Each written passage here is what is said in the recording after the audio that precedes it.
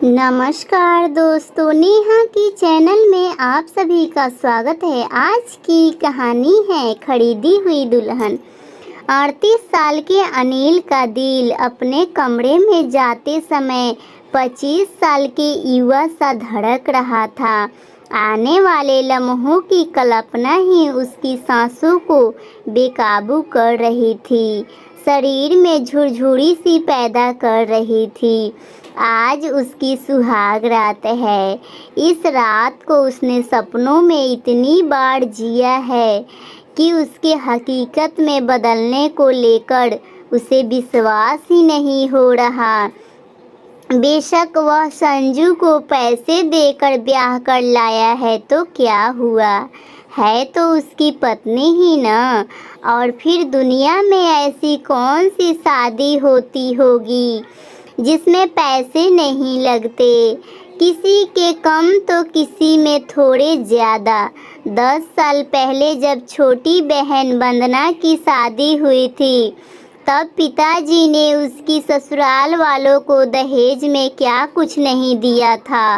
नकदी, गहने, गाड़ी सभी कुछ तो दिया था। तो क्या इसे किसी ने वंदना के लिए दूल्हा खरीदना कहा? नहीं ना। फिर वह क्यों संजू को लेकर इतना सोच रहा था? कहने दो जिसे जो कहना था। मुझे तो आज रात सिर्फ अपने सपनों को हकीकत में बदलते देखना है। दुनिया का वह वर्जित फल चखना है जिसे खाकर इंसान बौरा जाता है। मन में फूटते लड्डुओं का स्वाद लेते हुए अनिल ने सुहाग रात के लिए सजाए हुए अपने कमरे में प्रवेश किया। अब तक उसे जो फिल्मों और टीवी सीरियल्स में देखा था उसके ठीक विपरीत संजू बड़े आराम से सुहाग सेज पर बैठी थी। उसके शरीर पर शादी के जोड़े की जगह पारदर्शी नाइटी देखकर अनिल को अटपटा सा लगा, क्योंकि उसका तो यह सोच सोचकर ही गला सूखे जा रहा था कि वह घूंघट उठाकर संजू से बातों की शुरुआत कैसे करेगा। मगर यहाँ का माहौल देखकर तो लग रहा है जैसे कि संजू तो उससे भी ज़्यादा उतावली हो रही है। अनिल सकुचाया सा बैठ के एक कोने में बैठ गया। संजू थोड़ी देर तो अनिल की पहल का इंतजार करती रही, फिर उसे झिझकते देखकर खुद ही उसके पास खिसक आई और उसके कंधे पर अपना सिर टिका दिया। अनिल के हाथ संजू के इर्द गिर्द लिपट गए। संजू ने अपने आप को हल्का सा धक्का दिया और वे दोनों ही बेड पर लुढ़क गए। संजू ने अनिल के ऊपर झुझकते हुए उसके होठ चूमने शुरू कर दिए तो अनिल बावला सा हो उठा। उसके बाद तो अनिल को कुछ भी होश नहीं रहा। प्रकृति ने जैसे उसे सब कुछ एक ही लम्हे में सिखा दिया। संजू ने उसे चरम सीमा तक पहुंचाने में पूरा सहयोग दिया था। अनिल का यह पहला अनुभव ऐसा था जैसे गूंगे को गुड़ का स्वाद, जिसके स्वाद को सिर्फ महसूस किया जा सकता है, बयान नहीं। एक ही रात में अनिल तो जैसे जोड़ों का गुलाम ही हो गया था। आज संजू ने उसे वह तोहफा दिया था जिसके सामने सारी बदसाहत फीकी थी। सुबह अनिल ने बेफिक्र सी सोती हुई संजू को नज़र भरकर देखा। सब कुछ सामान्य ही लग रहा था। उसमें कद काठी, रंग रूप और चेहरा मोहरा सभी कुछ, मगर फिर भी रात जो खास बात हुई थी उसे याद करके अनिल मन ही मन मुस्कुरा दिया और सोती हुई पत्नी को प्यार से चूमता हुआ कमरे से बाहर निकल गया। संजू जैसी भी थी अनिल से तो एक ही सी थी। अनिल का गहरा सांवला रंग, मुटाया हुआ सा शरीर, कम पढ़ाई लिखाई, सभी कुछ उसकी शादी में रोड़ा बने हुए थे। अब तो सिर के बाल भी सफ़ेद होने लगे थे। बहुत कोशिशों के बाद भी जब जान पहचान और अपनी बिरादरी में अनिल के रिश्ते की बात नहीं जमी तो उसकी बढ़ती उम्र को देखते हुए उसकी बुआ ने उसकी माँ को सलाह दी कि अगर अपने समाज में बात नहीं बन रही है तो किसी गरीब घर की गैर बिरादरी की लड़की के बारे में सोचने में कोई बुराई नहीं है। और तो और आजकल तो लोग पैसे देकर भी दुल्हन ला रहे हैं। बुआ की बात से सहमत होते हुए भी अनिल की माँ ने एक बार उसकी कुंडली मंदिर वाले पंडित जी को दिखाने की सोची। पंडित जी ने कुंडली देखकर मुस्कुराते हुए कहा, बहन जी, शादी का योग तो हर किसी के कुंडली में होता ही है। किसी की शादी जल्दी तो किसी की थोड़ी देर से, मगर समझदार लोग आजकल कुंडली के फेरा में नहीं पड़ते हैं। आप तो कोई ठीक ठाक सी लड़की देखकर बच्चे का घर बसा दीजिए, चाहे कुंडली मिले या न मिले, बस लड़की मिल जाए। और शादी के बाद दोनों के दिल मिलना बहुत ज़रूरी है। अनिल की माँ को बात समझ में आ गई और उन्होंने अपने मिलने वालों व रिश्तेदारों के बीच में यह बात फैला दी कि उन्हें अनिल के लिए किसी भी जात बिरादरी की लड़की चलेगी, बस लड़की संस्कारी और दिखने में थोड़ी ठीक ठाक हो। बात निकली है तो दूर तलक जाएगी। एक दिन अनिल की माँ से मिलने एक व्यक्ति आया जो कि शादियाँ करवाने का काम करता था। उसी ने उन्हें संजू के बारे में बताया और अनिल से उसकी शादी करवाने के लिए 20,000 रुपये की मांग की। अनिल अपनी माँ और बुआ के साथ संजू से मिलने उसके घर गया। बेहद गरीब घर की लड़की संजू अपने 5 भाई बहनों में तीसरे नंबर पर थी। उससे छोटा एक भाई और भाई से छोटी एक बहन रीना। संजू की 2 बड़ी बहनें भी उसी की तरह खरीदी गई थी। 25 साल की युवा संजू उम्र में अनिल से लगभग 12-13 साल छोटी थी। एक कमरे के छोटे से घर में इतने प्राणी कैसे रहते होंगे, यह सोचकर ही अनिल हैरान हो रहा था। उसे तो यह सोचकर हंसी आ रही थी कि कैसे परिस्थितियों में ये बच्चे पैदा हुए होंगे। खैर, जो भी कुछ है छोड़ देते हैं। संजू को देखने के बाद अनिल ने अपने लिए हाँ कर दी।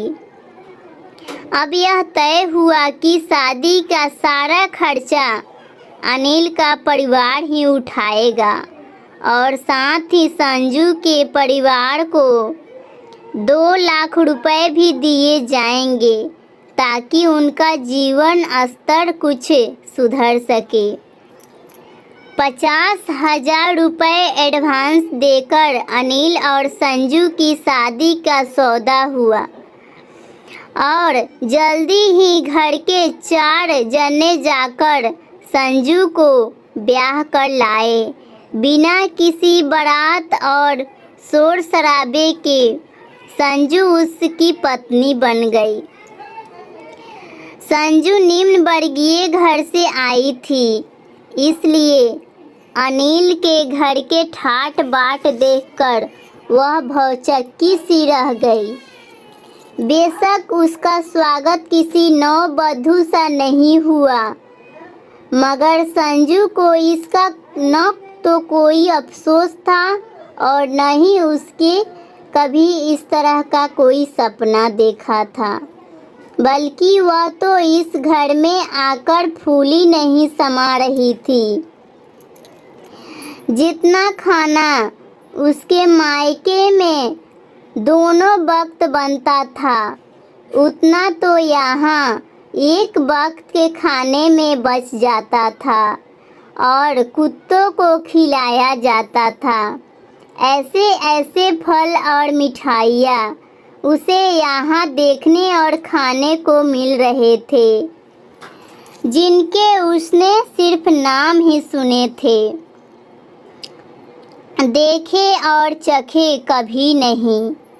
अगर मैं अनिल के दिल की रानी बन गई तो फिर घर की मालकिन बनने से मुझे कोई नहीं रोक सकता।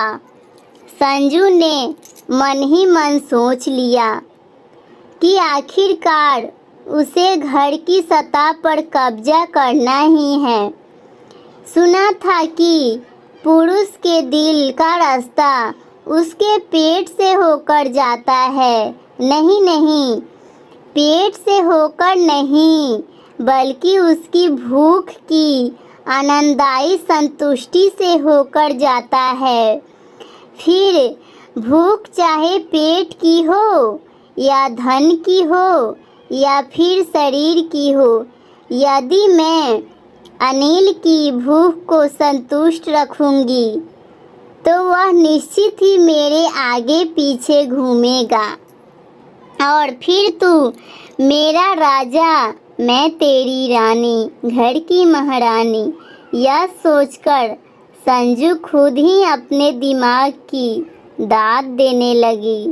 बनो दिल की रानी। अपने इस प्लान के मुताबिक संजू रोज दिन में 2 बार अनिल को आई लव यू स्वीट का मैसेज भेजने लगी। लंच टाइम में उसे फ़ोन करके याद दिलाती कि खाना का टाइम पर खा लेना। वह शाम को सज धज कर अनिल को उसके इंतज़ार में खड़ी मिलती।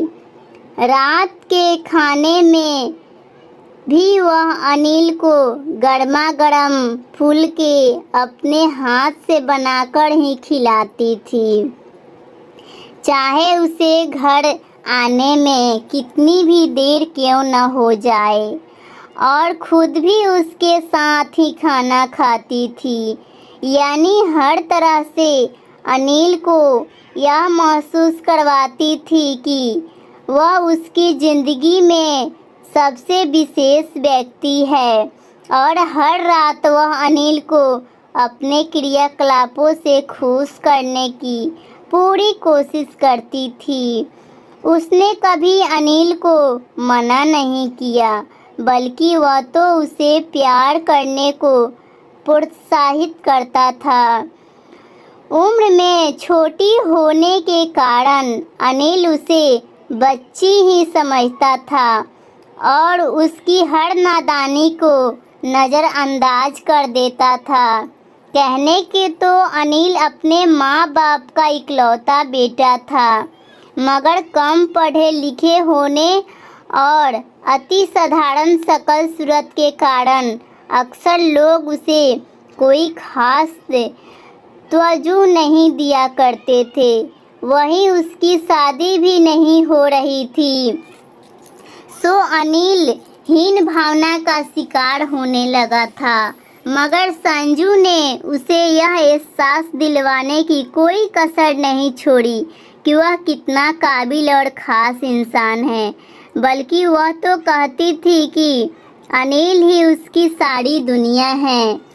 संजू के साथ और प्यार से अनिल का आत्मविश्वास बढ़ने लगा।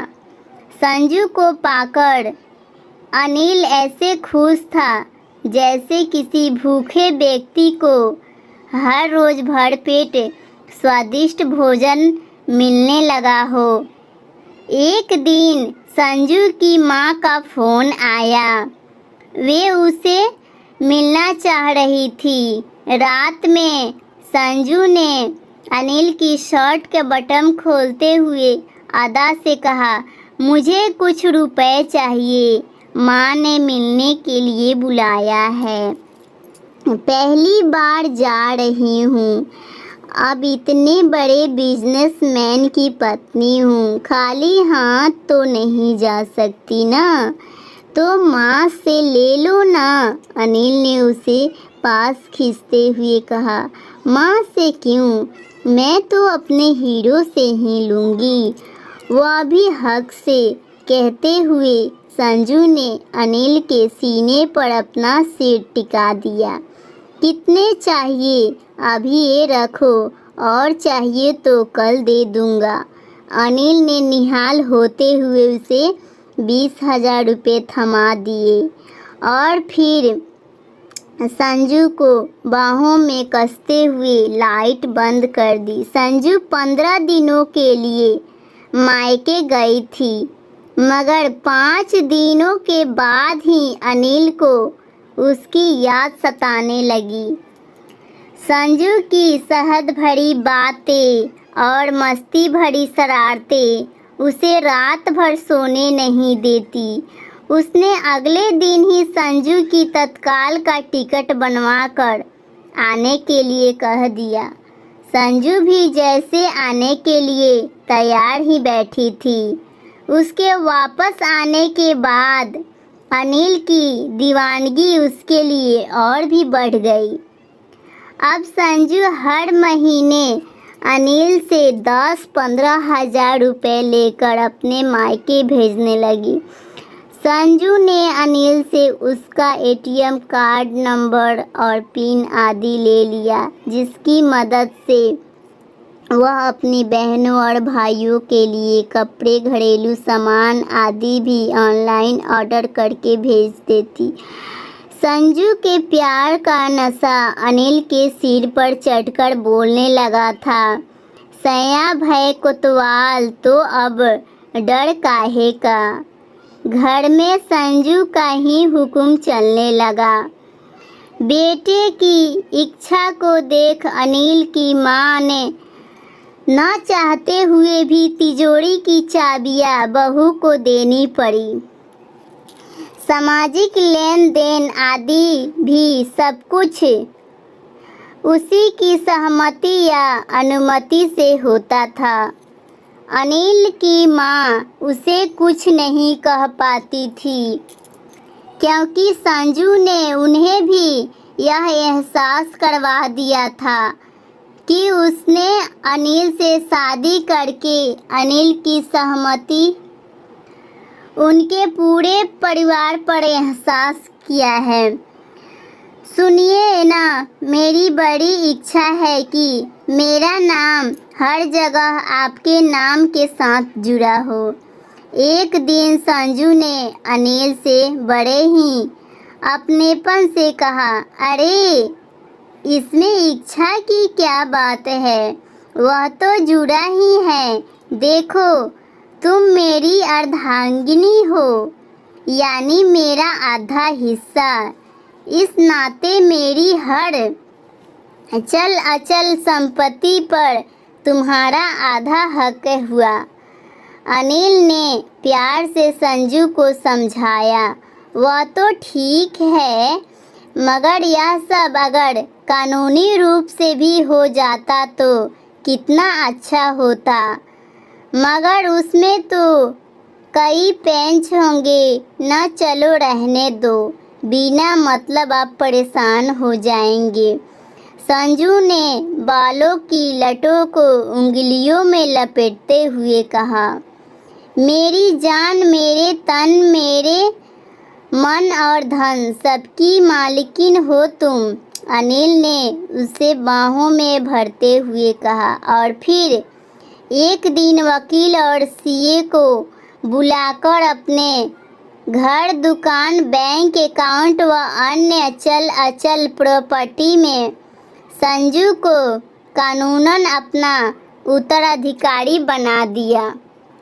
इधर एक बच्चे की मां बनकर संजू जहां अनिल के खानदान को वारिस देकर सदा के लिए उसे अपना कर्जदार बना लिया, वहीं मां बनने के बाद संजू के ऊपर रूप और यौन में आए निखार के अनिल की रातों की नींद उड़ा दी। अनिल को अब अपनी ढलती उम्र का एहसास होने लगा था। वह यह महसूस करने लगा था कि अब उसमें पहले वाली ऊर्जा नहीं रही और वह संजू की शारीरिक ज़रूरतों को पहले की तरह पूरी नहीं कर पाता। अपनी इस गिल्टी को दूर करने के लिए वह संजू की हर भौतिक ज़रूरतों की पूरी करने की कोशिश में लगा रहता। अनिल आंख बंद करके संजू की हर बात मानने लगा था। संजू बेशक अनिल की प्रॉपर्टी की मालकिन बन गई थी, मगर उसने भी अपने दिल का मालिक सिर्फ और सिर्फ अनिल को ही बनाया था।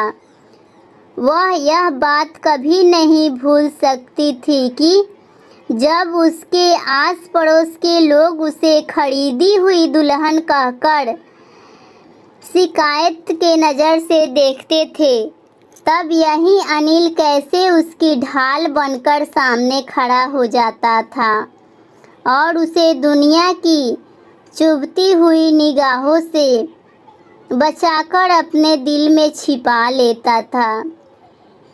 उसकी सास ने उसे कभी अपने खानदान की बहू जैसा सम्मान नहीं दिया था, मगर फिर भी अपनी स्थिति से आज वह बहुत खुश थी। उसने बहुत ही योजना अनुसार अपने परिवार की गरीबी को दलदल से बाहर निकाल लिया था। संजू ने मोमबत्ती की तरह खुद को जलाकर अपने परिवार को रोशन कर दिया था। संजू ने दुकान के काम में मदद करने के लिए अपने भाई को अपने पास बुला लिया। इसी बीच अनिल की मां चल बसी, तो अपने अकेलेपन को दूर करने के लिए संजू ने अपने माँ पापा और छोटी बहन रीना को भी अपने पास ही बुला लिया। एक दिन वही दलाल अनिल के घर आया जिसने संजू की उसकी शादी करवाई थी। रीना को देखते ही उसकी माँ से बोला, क्या कीमत लगाओगे लड़की की?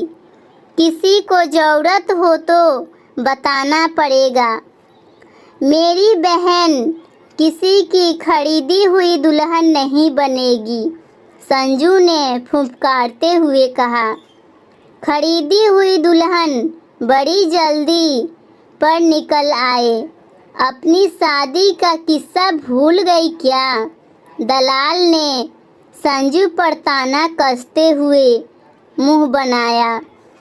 मेरी बात और थी, मैं तो बिना सहारे की बेल थी जिसे किसी ने किसी पेड़ से लिपटकर ही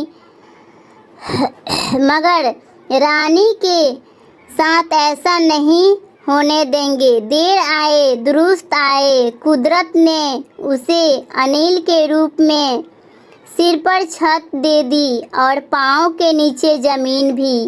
अभी मैं जिंदा हूँ और अपनी बहन की शादी कैसे करनी है यह हम खुद तय कर लेंगे। आप जा सकते हैं, लेकिन हाँ, अनिल को मेरी ज़िंदगी में लाने के लिए मैं सदा आपकी कर्जदार रहूँगी। धन्यवाद। संजू ने दलाल से हाथ जोड़ते हुए आभार जताया। वहीं पीछे खड़ा अनिल मुस्कुरा रहा था।